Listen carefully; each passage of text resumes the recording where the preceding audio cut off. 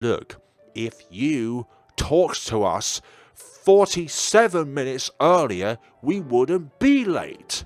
Huh? Hello everyone, my name's FlareBlitzed and welcome to the demo of Yonder World.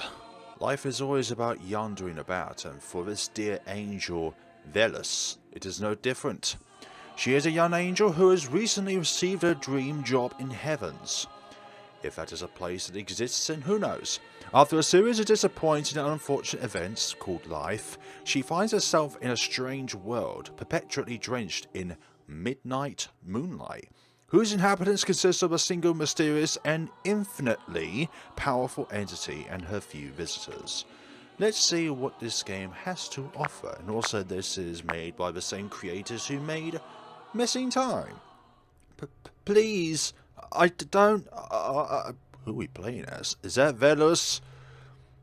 Hi there. How bold of you to intrude upon my realm unannounced. How bold of you to assume that I am intruding upon your realm in the first place, whoever you are. Dearest in a top hat, with a top hat and a molecule, for goodness sakes. Are you so eager to wipe yourself out of existence?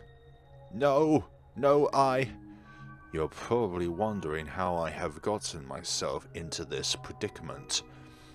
Yes, I am Angel in the Mirror. Well, in all honesty, I'm not sure myself, but in order to understand my situation a little better, we have to go back in time.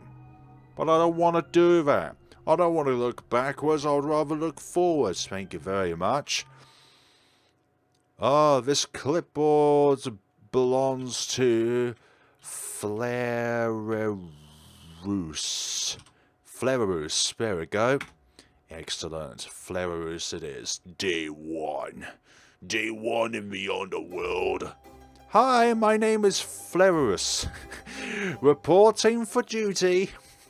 Today is my first day on the job. Well, not just any job.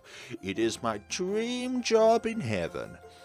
I have been selected to be junior scribe for the Archangel Raziel, keeper of mysteries. To work at the heavenly archives has been a dream of mine since before I could read. It's as if I was born for this day. As soon as I heard there was an opening, I rushed to apply for the position. To my immense excitement, I got a call back, because most of the time they don't even notice your presence. Ah yes, your name is here. Yes it is, Superior, who is just a silhouette with questionable angel wings. Could be devil wings for all we know. You've spoken to Samantha, yes? I have, yes. I see you have received our standard tablet and navigation device. Yep, got them just yesterday. Very well. The device should be already set up for your tasks. Follow the instructions on the tablet. The navigation device will point you to the correct facility. Thank you. Oh? I have a question actually. The navigation device is pointing west, but the archives is north. Could there have been a mistake? No. Don't you see that compasses always point west? I'm kidding, by the way. My superior doesn't even look at my offered tablet. That is right. Your task as a junior scribe is to catalogue and sort the archives' new storage facility. Oh, I see. Well, I thought all the instructions have been loaded into your tablet. Have you not read them? They're clearly there on your screen. Were you not taught at school how to read and write? Well, I have, but I was assuming that... Good. Please get to your designated position. Storage is in the same building. My superior has already turned to the next new recruit in line before I could finish my sentence. Sentenced to death, that is. Feeling rather off-put, I sighed and looked down at the set of instructions on my clipboard, for goodness sakes. It looks just like any other ordinary office supply on the outside, but with a single tab of the quill on its parchment surface, any information I require would appear immediately. Well, any preload information, that is. Also, what I forgot to mention at the beginning of this video is that there's a link down in the description where you'll be able to download this game for yourselves. It is for free on Steam, and there is also a Kickstarter of this game currently going at the time of this upload of the recording of this video. I hope that makes sense. Again, I flick a compass pin at the edge of the clipboard. The arrow doesn't even budge, not even when I move west. Let's get this started, then. FlareBlitzed, for goodness sakes, let us get to this. The navigation device takes me to a building that I have never been to before, filled with long corridors and closed doors, none of which are the place I'm supposed to be. Is this thing working properly? I'll be late if I don't get there soon. The navigator continues pointing forward, while the tablet only shows the remaining distance to the storage facility. For a magical device, you sure are unhelpful. It is taking you on a magical adventure tour of the entire place, so that you do not end up wandering and feeling lost in this infinite space of what is heaven. And goodness knows how big heaven is. For a magical device, you sure are giving me a grand tour rather than telling me where I actually need to go. Oh dear. Let's go then. In the end, I have to step outside and flag down a passerby for help. You're in the right place, just on the wrong floor. Oh, I see.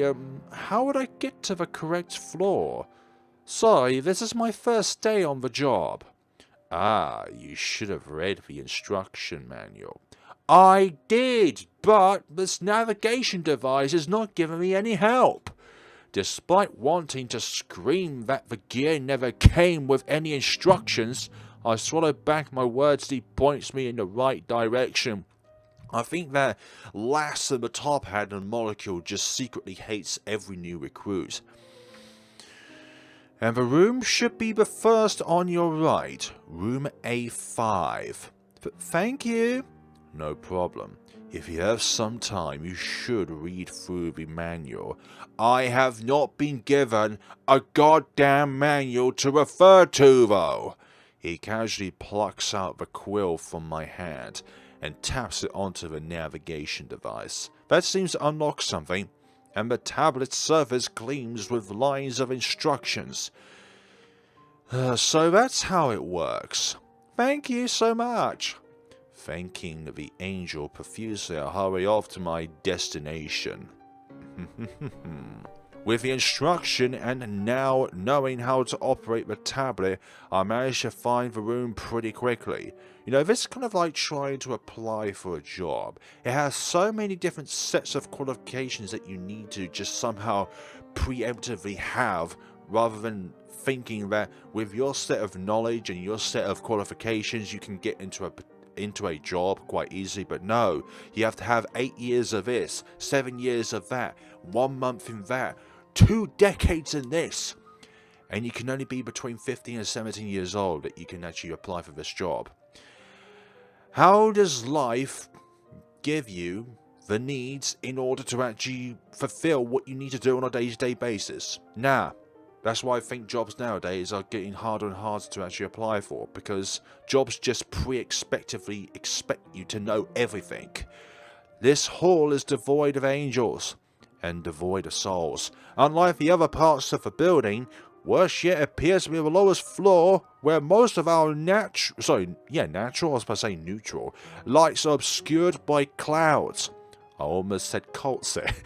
I can see several rooms down the corridor, but the lack of sounds leads me to believe they are all empty.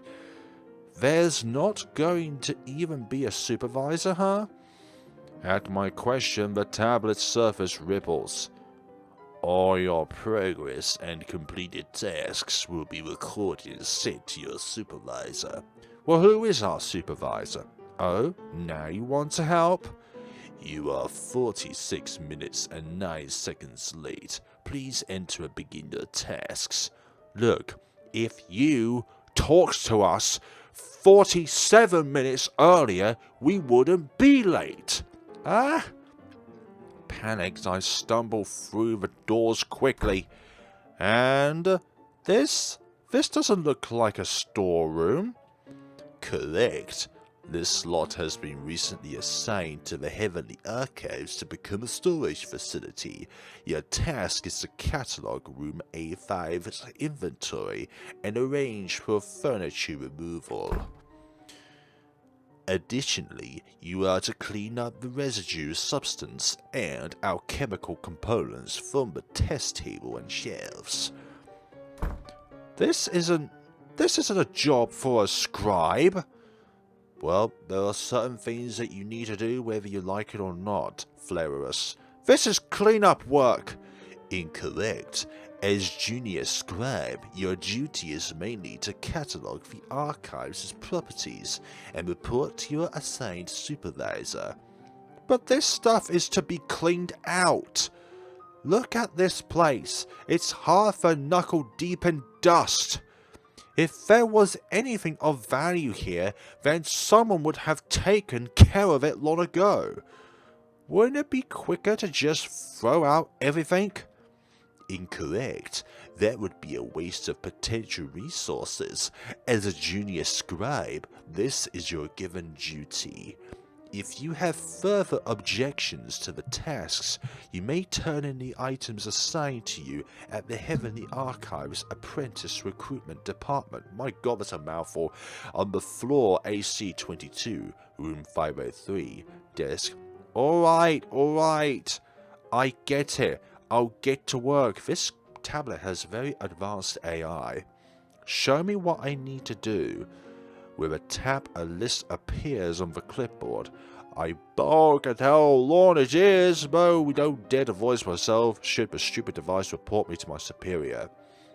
I'm not supposed to do this in one day, am I? Negative. The tasks assigned for this room are estimated to take up to a week in total. You are to clear up the remaining rooms on this floor afterwards. The other rooms as well? Correct. Would they take as much time to clean as this one? Are they all old classrooms? Negative. Each room has its own estimated time. And correct. How long would it take to clear the entire floor? Well, it's not about how long it will take for you to clear up the entire floor. It is how long you were assigned to clear up the entire floor. Estimating 3 months, 2 weeks, and 5 days, and 69 seconds exactly. Wait, what? Almost 15 weeks? Alright, I'll just start with this. Yeah? I will clean the I will save first, and then I'll... Wait, what? Why is there a save here already? That should not be a thing there. Fluttering Abyss, clean the classroom. Not wanting to deal with alchemical components just after an exhausting conversation with a magical clipboard of all things, I take a look around the classroom. I wasn't exaggerating when I said the room is covered in half a knuckle of dust. Just the slightest movement threatens to drown me in sneezes. And COVID. This is going to be a lot of work. I can say that because I just recovered from it. There aren't even any windows in here. With the tablet's help, I managed to find an old utility closet down the hall and come back to do a quick sweep through the room. After ensuring that I won't be suffocated in dust and COVID in the immediate future, I take stock of the cabinets lining the walls. It seems this had been a training facility at one point. There are a few inactive clipboards in the cabinets. Older models, though it seems like my own isn't that advanced compared to them. There are several other common supplies as well, most of which have long run out of magic. Huh? What is this? Amidst the pile of old clipboards, a navigation device rolls out. This looks different than mine. So that's what these tablets look like. Where's the interface? The somewhere... You mean the somewhat aggressive-looking device is not at all similar to mine. Interestingly enough, it seems active, if the lights are of any indication. You know, they could just be like cat's eyes. They just glow in the dark regardless, even though it's not actually dark. However, none of the pointers seem to be working. Is this an older model, or a fancier one? I tried to scan it with the clipboard. Object unrecognized. Catalog unavailable. What a helpful device you are. Look, if it's not archived, then it doesn't exist within these libraries, okay, FlareBlitzed? I guess I'll just take this to my supervisor after this. Shift then. Affirmative. Pocketing the device, I make a note on the side, hoping that I won't get out of here too late to see the supervisor before the day is over. I'm not sure if I can handle another morning like today. Well, on the bright side, at least you know where you're going now. Question mark. With a sigh and a shake of my head, I label each cabinet plane to go back to them after the desks are cleaned, so I can have some space to sort them properly, like how they should be originally. Sounds like simple work, but by the time I'm done, it's late afternoon. Goodness sakes! Let's have a look at the alchemical stuff before I leave. And no, there is a difference between magic and alchemy. Aside their names. One look at the shelves and I can tell it's going to be grueling work. Sometimes you gotta do stuff that you don't like in order to get to the stuff that you prefer. Nowhere in my training was I prepared to handle alchemical components and substances. It's like, I don't know, a school exam.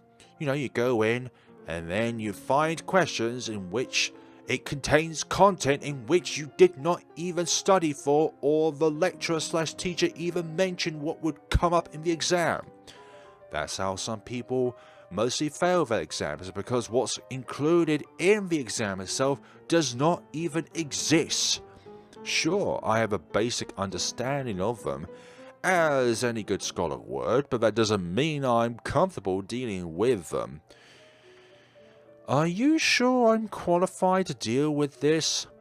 You are not responsible for any container that is not labeled. They are all to be placed into transport boxes and sent to this building's floor AC2, room D2. So, just put them away to be transported? Correct. Nothing more, nothing less.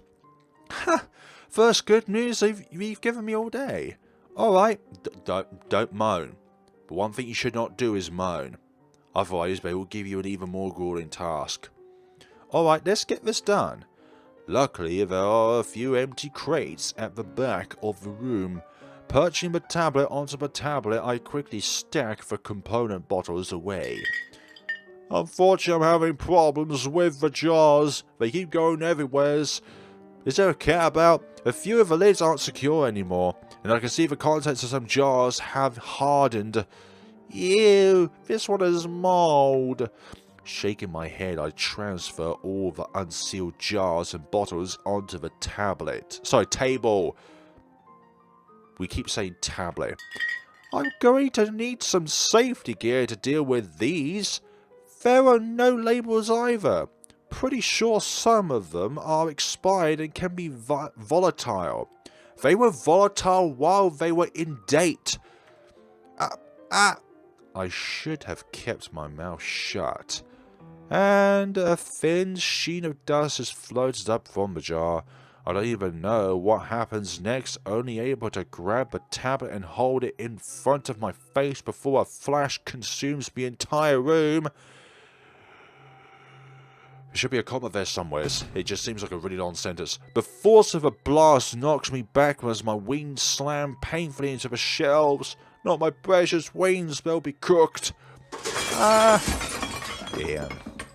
And the higher up bottles run down on me. I raise a clipboard over my head, screaming as horrible pain shoots from me. I had to read through that to make sense. It's a terrible sensation of being torn apart into a million pieces, then stitched back with an incredibly dull needle. It is so unbearable that I frantically beg to pass out, to be put out of my misery. God damn! I don't want to feel anything anymore. Please, please, help. Take it all away. This is not what I signed for. As if my prayers are answered, suddenly everything stops. A hollowed sob pinches out of me. I curl to myself, shaking as the phantom pain seeks to take hold of my heart. But the temporal peace does not last for long. Temporal peace. Oh, what do we have here? Opening my eyes, I freeze before the most terrifying sight I have ever seen in my life. Oh, well, please, How bold of you to intrude upon my realm unannounced. So we are within the realm of dreams. Are you so eager to wipe yourself out of existence? So that's the context behind the beginning then. No, being stared down by sea-themed blue eyes and a smile that can burst a bravest heart. I can only clutch the tablet in front of me, helplessly as my brain scrambles to find an answer. The tendrils of pure darkness that spread around the entity truly does not make it easier to think. We are going to do what we do, as ever, when something like this pops up, and we're going to tell the truth. I'm so sorry. This has been a mistake. I didn't mean to intrude. I swear upon my halo. There was an accident, and I was transported here. I'm so sorry. I was being careless and alone, and I didn't know what happened, but I'm here now, and I'm sorry. I just want to go home. Is that so? Yes. You were alone, you said, and there was an accident, I assume. Yes. I was careless with some alchemical jars, and some weird reactions happened, and... Looking down, I realize the parchment is torn, while the navigator has all but fallen off. Oh no, my supervisor! My supervisor's going to kill me when she finds out. I'm going to get fired. I see you are in quite a predicament. Yes, I must make amends somehow. The solution is rather simple, I must say. And what is that solution going to be, dear mistress, with that cheeky grin? It is? Indeed. Indeedy. A tendril lashes out, snatching the clipboard away. But that seems to be the last thing I should be worried about. Oh, darkness weaves around me, pulling at my arms, my legs, my wings. I didn't want any of this to happen, but yet this is what happens when I'm in my dream job. Plucking out my feathers, constricting around my body. I try to fly, even though my fledgling wings cannot lift me higher than a few feet. Even if I could fly, it would have been too late. Darkness swarms my vision, snuffing out light, snuffing out sound. I struggle futilely, praying and begging for salvation. Pain sears through me, 1,000 times worse than before. This time it feels like my very soul is being ripped out, being filled with something so vile and terrible that no words can describe it. Think of that how you want. I scream, louder and more frantic than before, the theme of blood filling my throat as it tears. I thrash, using every ounce of strength left in my body, feeling the utter terror of knowing I am being consumed. And then, nothing. Your wish is granted.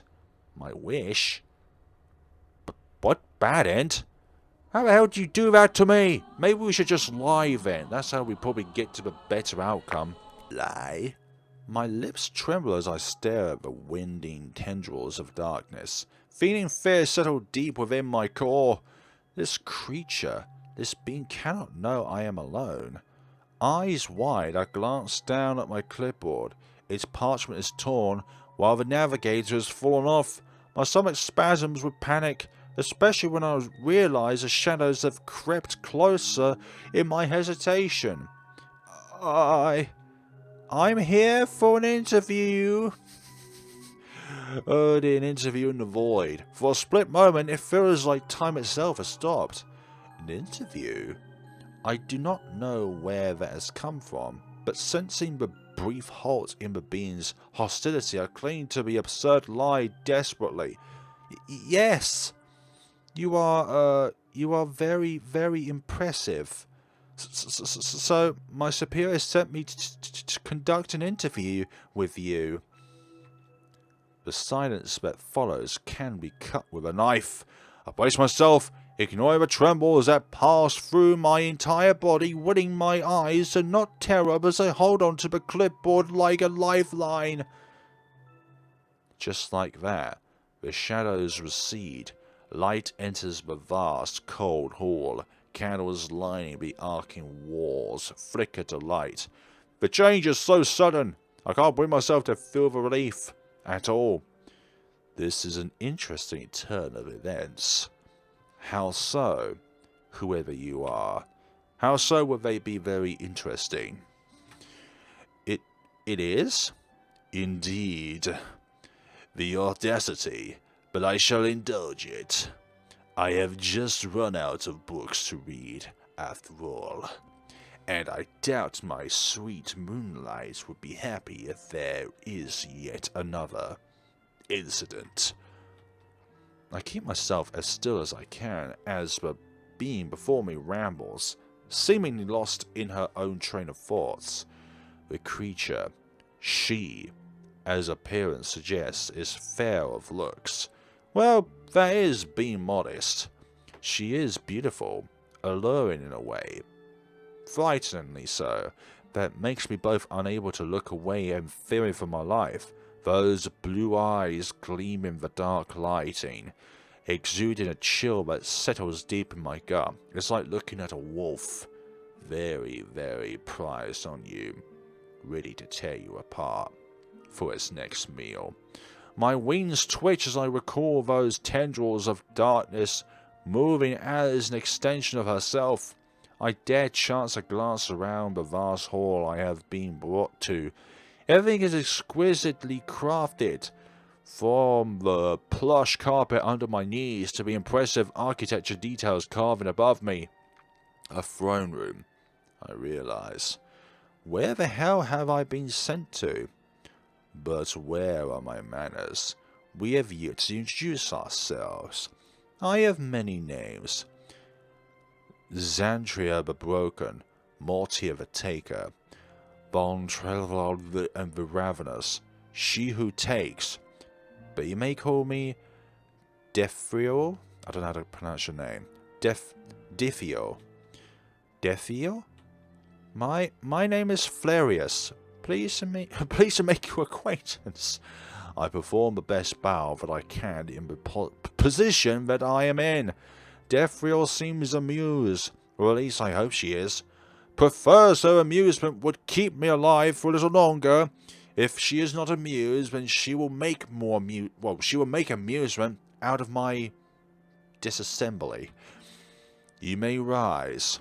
Thank you. Solely because I don't want my still shaking legs to give out under me. I stand up. My stomach has not stopped twisting in fear, but at least without the lashing shadowy tentacles. I feel a sliver of confidence. I am truly sorry for the sudden arrival. I don't think my superior managed to reach out.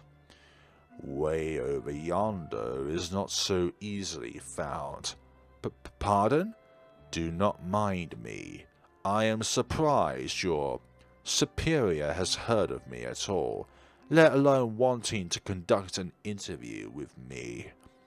Immediately a hot and cold sensation rushes over my back. With great restraints, I try my best to not let my wings flutter unnervingly. Yes, I am a scribe under the Archangel Vat, keeper of mysteries. I'm not good with names. He records all mysteries and secrets of the universe, especially of those who are divine and of incredible powers.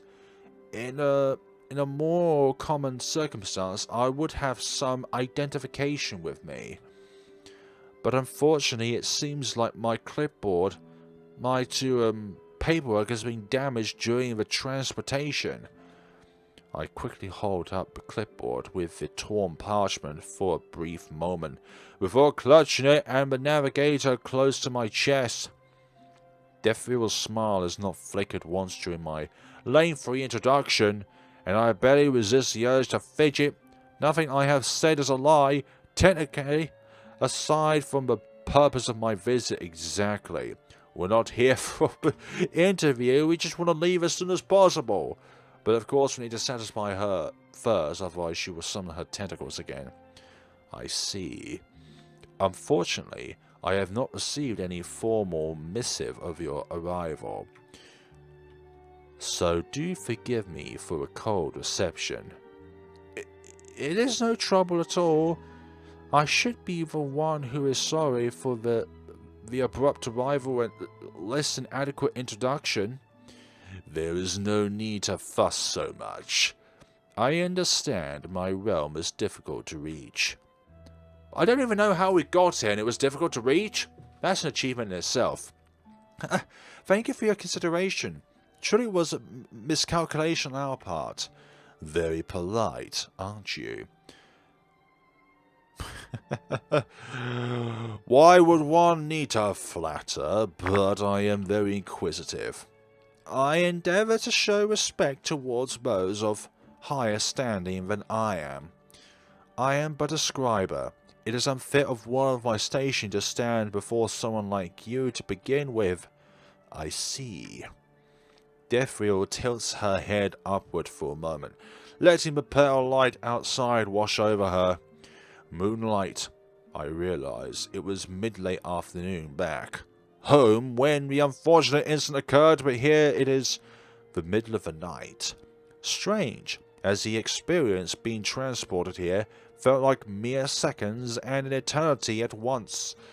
Something coils painfully within me. How long has it been truly been? Has anyone found out about what happened? Is anyone looking for me? Well, not if they don't even know that you are there in the first place. I look at the torn surface of the clipboard and the loose navigator. Neither of them seem to work. On the parchment, a series of question marks is displayed, while the navigator's arrow shutters and changes direction every few seconds. It is in a location which it doesn't know if it wants to go north, east, south, or west. Suddenly, I try to tap my quill on the parchment, desperately wanting to know where I am, who and what the being before me really is, and if I can contact my supervisor at all. But by the Lord, even knowing what time it is right now would be a relief. You're in a location that is completely unknown to this reality. Let us return to the matter at hand. Of course, you have not given me a working time period during which you are to conduct your business yet. Panic firmly engulfs me once more. In the scramble to come up with a lie, I haven't managed to work on the details. I tap on the clipboard nervously. As you are an obviously incredible being, my reports must be detailed. I fear it would take more than just a few afternoons. Is that so? Indeed, Great Deathriel. No need to tack on a title for me. Just Deathriel is fine. Otherwise, I would have introduced myself as the Great Deathriel. The first thing you must know about this place is that the concept of time is a bit different here. How so? It's only night time. Deathriel settles into her chair. You mean she hasn't been settled into her chair at all? She's been in her chair for the entire time. Humming with a smile that makes frost cling to my spine. Then star nor sun shall waken, nor any chance of light, nor sound of waters shaken, nor any sound or sight, nor wintry leaves nor vernal, nor days nor things genial, only the sleep eternal, in an eternal night. My eyes widen as an uncontrolled shiver travels through my body. My wings twitch once, twice, my mouth feels too dry, my tongue too, even my throat feels heavy. I swallow dryly. Whatever that is, Charlie's... I don't even know names. The Garden of Prospine. My mind races by her answer. There are two things I can confirm. Firstly, this world, realm, whatever it is unchanging. A perpetual night, an eternal night. Secondly, Devil knows exactly where I am from. It cannot be a coincidence that she has just quoted a prolific poet of my world. I open my mouth, but no sound comes out. Petrified by her sharp, dancing stare, I can't even muster a plactine smile. You are well read. I bob my head mutely. Her smile widens. Interesting indeed. How am I interesting? With day 5? What happened to the other 3 days? I sit stumped in my room, deep in thought. It has been difficult coming to terms with my circumstances. Difficult to maintain a bare-faced lie, asking a being of Devil's caliber meandering questions. Difficult to wrap my head around the fact I have to sleep nowadays. Angels, we are not mortals. We do not require substance to function. We do not require rest. We are beings of light. We exist, grow and shine under His love. God's love? We do not tire. We do not falter. Our deepest shame would be to fall, to fail the task given to us by Him. And it's not a mistake that the H is capitalized. It's referring to a being. And yet, here I am. This room has been more than generous, as it's much larger than the space assigned to me back in heaven. The decor is sparse, unlike my crammed bookshelves and tiny desk, but comfortable. The windows tightly locked and unbreakable offer a view of the eternal night of this world. I go to sleep when it's dark, and I wake up when it's dark. It's like the middle of winter, except it's always going to have that middle of winter feel for all of eternity. I look down at the clipboard and navigator on my lap. The two items I refuse to part with, despite being broken. What can I do to make you work again? I have managed to mend the parchment with some tape. Some tape I found in the room. It's a pitiful attempt at best, and of course the clipboard still displays a series of questions mark if I try to use any of its magical functions. Moving to the desk, I look at the meagre resources I have. Of course, thanks to my unexpected and hasty departure, I couldn't take much with me, other than the menacing-looking device. It's still active, or so I believe, but it doesn't point in any direction, unlike my own used to. In fact, I can almost swear the pointers are stationary. You aren't going to help me either, huh? Of course, there is no answer. However, looking closely, it seems like the center of the device is missing something. Missing a key component. I thumb the indent. Nope, this almost feels like a socket, though it doesn't seem to give despite the force I apply. I have seen devices with a similar activation button before, though none of them have been a navigation device. There we go. There have been transportation devices, albeit a lot larger than this trinket here, and they all need a conduit of power. Where would I find such a conduit here? As far as I understand, conjurers are made with the devices they are paired with in mind. Either I've missed this device as conjurer somehow, or it was broken and shoved into the cabinet by its previous owner. Either way, it's useless to me as is. Damn it. I stare at the door to my room with dread quaking in my stomach. I might have been trying to stay in this room more and more, but this is still Deathfield's place. I lied about my task here, and I need to hold up that lie. I might be young for angelic standards, but I'm not stupid. Deathfield is nothing like anything I have encountered before. She is neither spirit nor divine. She is definitely neither holy nor unholy. And I cannot think of anything or anyone further from a mortal than her. I know she is powerful. I also know that I am nowhere near home. I am not on any of the pagan planes bound to our mortal world either. I can feel it deep in my soul, the way my halo sputters sometimes, and how I cannot feel his love anymore. I stir at the door, bite my lips as my wings tremble. I know that this door leads directly to the throne room. The throne room has a single door. Just where the hell have I ended up? As much as I would like to hold myself up in here, I have a lie to hold up. Fear drenches my entire body, as I stand up from the bed, reaching towards the door with hesitant steps. The show must go on, and I must have myself a place to go back to. Or somebody else. When I emerge, Deathfield is not alone. Ah, the angel is here. Axen? Hello, Axen. Wait, you've already acquainted?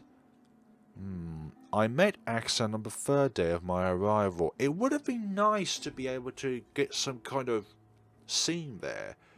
Like, it feels like a bit of a story is not there, but at the same time it is there, but the player has not seen it. Like, it's okay when it comes to dialogue that is later on in the game to skip days because you've already acquainted with said characters. But when you haven't acquainted with said character and the story is there telling you've already acquainted, it feels like there's a bit missing. That's just my something sense to it. 2 cents. Normally, I would have been most curious about what the books are, but in my current predicament, I was overjoyed to know someone could come and go from this place at will. Unfortunately, Axen does not seem to like me at all. What have you done then? Both my visitors are here. How delightful. Certainly, livens things up around here indeed. Throwing me one last narrowed eye stare, Axen turns back to Devil with a slight bow. I'm afraid I must impose upon your hospitality for a while. Oh, a new project? Yes, I believe this is something you might take for an interest in as well. It is one of those. Is an investment needed? Not at the moment, no. This will take some time, though. And time is what the Yonder has in abundance.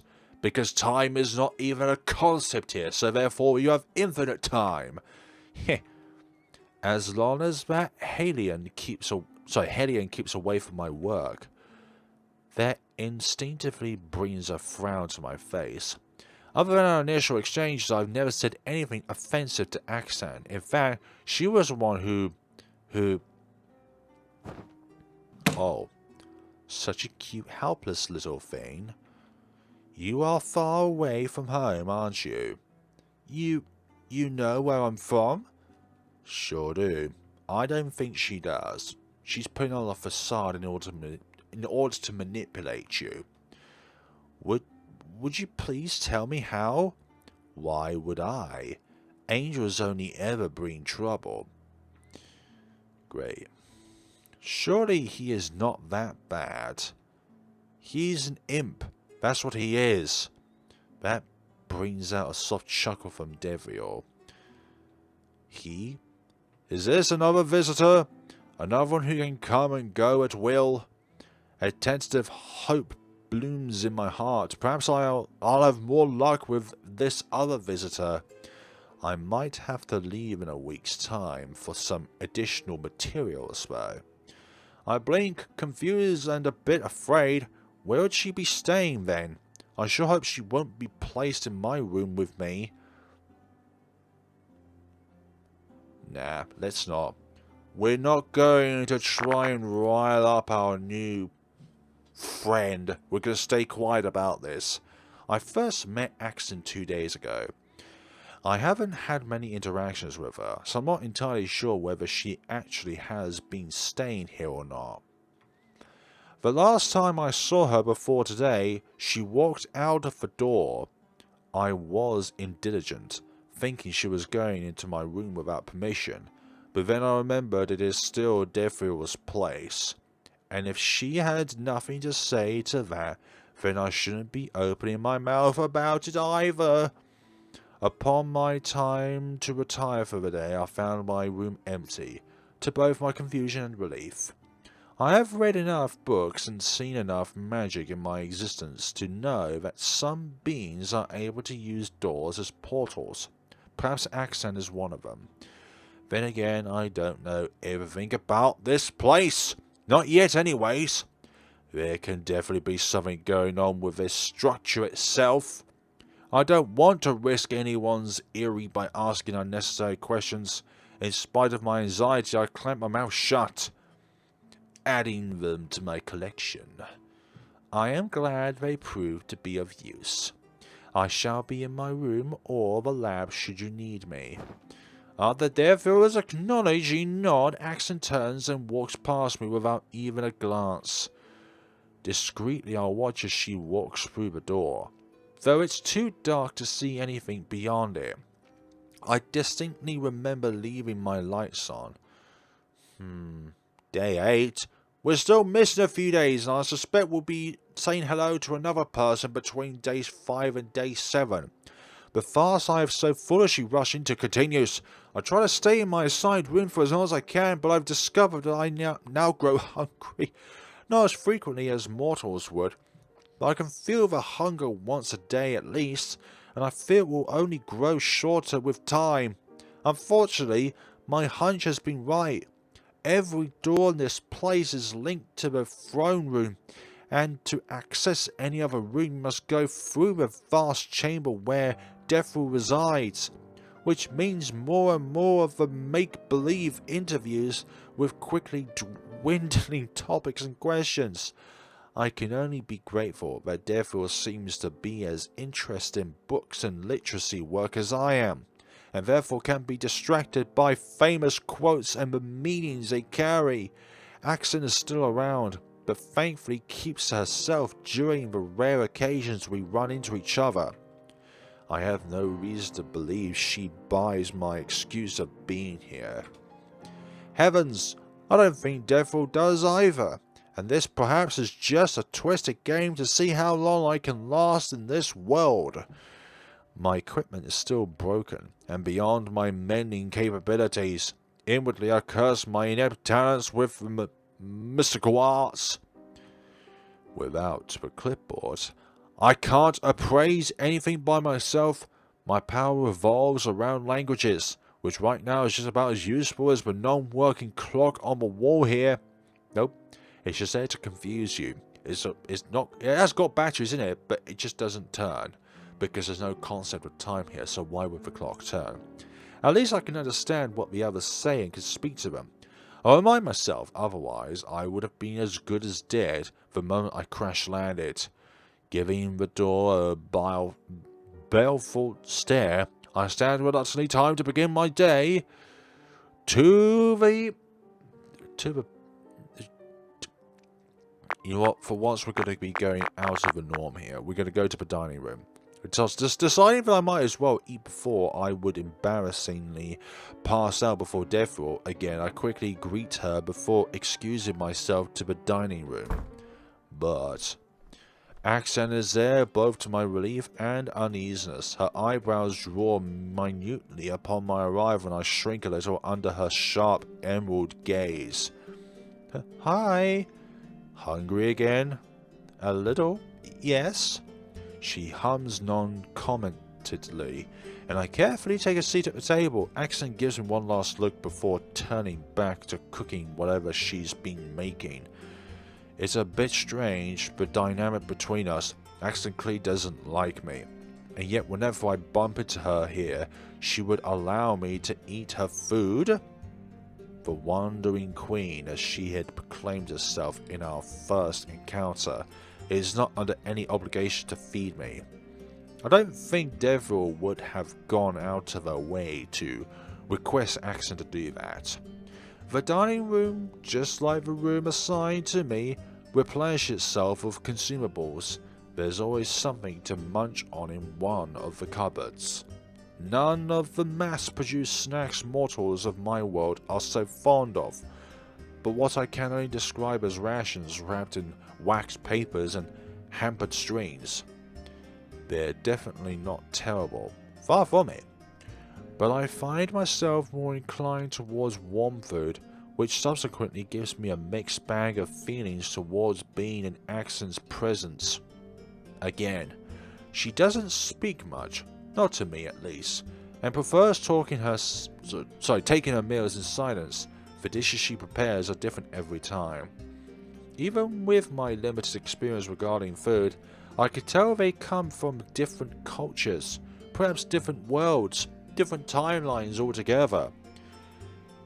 We do have, indeed, 2 different dishes. The foods she has prepared today are richly coloured, made vibrant with garnishes. The fragrance is savoury, though there's a hint of underlying sweetness that makes my mouth water. But thank you. Axen only hums in response, and fills her plate with a portion of each dish. I quickly copy her, eager to taste the new delicacies. This is delicious as well. You say that about everything. Well, do you want me to lie and say that it's bleh? I'm not lying. Nobody said you are. Huffing, I turned my attention back to the food. Stay silent.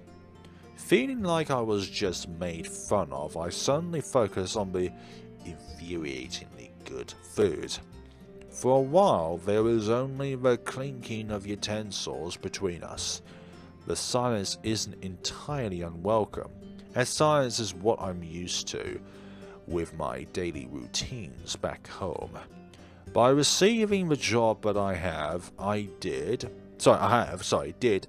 it's only reasonable to expect more silence. But at least I would have been working in a position I have dreamed of since I was young. Wouldn't I? My fingers clench around the fork, thinking about how easily I was dismissed, how quickly I was discarded to the forgotten basement. Is anyone even looking for me? Am I that undesirable? Stop it! Stop with the bad words! Flarerus unwanted. Even by my... Stop it. Why are you here? What?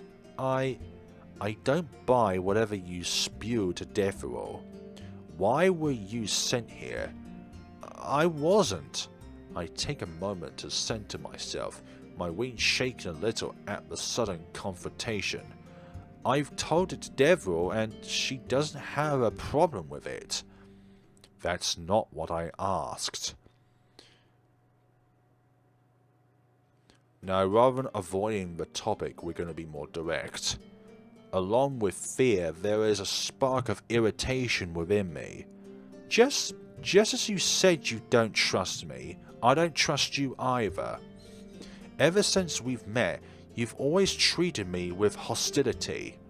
I might be weak, I might be young, but forgive me if I don't pander to you. We're both guests here. As far as I'm concerned, Deverell is the owner of this place, and not you. If she's fine with it, I don't see why me being here is any of your concern. You sure have a mouth on you. I only said what I wanted to say. What else do you want from me? Axen's eyebrows are drawn together so tightly they might as well merge. Though before she could continue or do anything, the door opens. Yo! This must be the imp. Oh, what do we have here? I freeze in my seat. It cannot be. Demon! Cassius, Your Grace, and a feisty handful of feathers. Things do get more interesting here every time I visit. You... Without even looking my way, Axen leans back in her seat. I didn't think you'd return so soon. Neither did I. Came across some interesting info. Thought the Ancient One would like to have a look. You've been here long? 2 weeks of your time, though I'll be leaving soon. What a shame. Have a few things I wouldn't mind asking for your expertise. As they converse, I have edged away from my seat, pressing my back against the wall. My wings puff up defensively and my head is whirling. A demon? Here? Are more of his kind going to come? What are they going to do to me? I nervously glance at the door, which the stupidly large demon is still blocking with his stupidly large wings. Anyhow, what is a nugget doing here? What are you calling me, imp? This is Flarius, here to interview Devil, apparently. Is that so? That's right. You'd... Before I could finish my sentence, the demon Cassius has crossed the distance between us, gripping my chin in his rough hand. Yikes. Spicy nugget. Unhand me! Or what? You gonna cry for good old daddy to come help you? Against better judgment, I smack him in the chest with my clipboard. I can see the moment when the two opposite energies crackle and fizzle in contact, sending an unpleasant jolt from my arms. The demon doesn't even flinch. Must be a toughie, for goodness sakes. That's less spicy than I thought. Let me go, spawn of Satan! Well, that confirms where you come from.